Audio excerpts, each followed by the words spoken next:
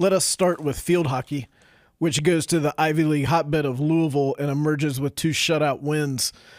Beat Penn 5-0 on Friday. That was the first shutout of the year, to be closely followed by the second shutout of the year on Sunday against number 15 Princeton. That one was 2-0. Goals from Jasmina Smolinars and Charlie Bruder. Tar Heels now 4-0 overall, number 2 nationally. They're off until September 20th.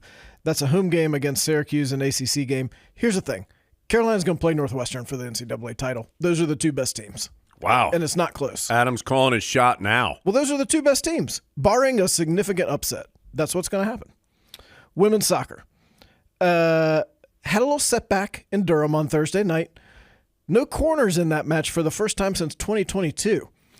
Remember, Tar Heels are somewhat shorthanded. They're playing without Maddie Darlene, who's on the USA U20 team, and Olivia Thomas, who's hurt. Those are 2 big difference makers for your offense. Yeah. No problem, though. Tar Heels come back and beat Columbia 2-0 on Sunday. The winner of that match was entitled to claim the blue as their official. That's the name of it. So it is Carolina Blue. That's good to know. Goals from Power of the Pod, Kate Fossey, and Bella Sember. Men's soccer. Tied St. John's 2-2 Friday night. Late game tying goal from Lucas Ross. Just 3 minutes left, and Ross scored his first career goal. Hey. And it was a big one. So the Tar Heels are now 3-0-2 overall and 12th in the country. They've got their ACC opener coming up Friday night at Duke. Volleyball goes down to Columbia.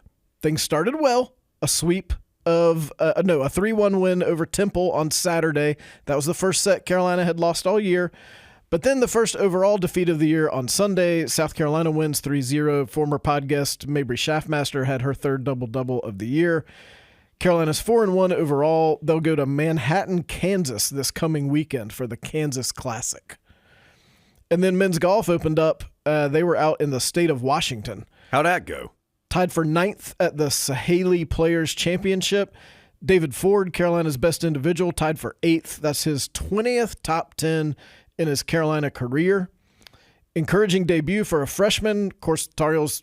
Roster reboot. A little bit of a roster rebuild. Got the Ford boys, but then a bunch of new guys. Including a new guy, freshman Grant Rosich, finishes 29th overall and shot 2 under 70 in his first ever college round. So a good debut for Grant.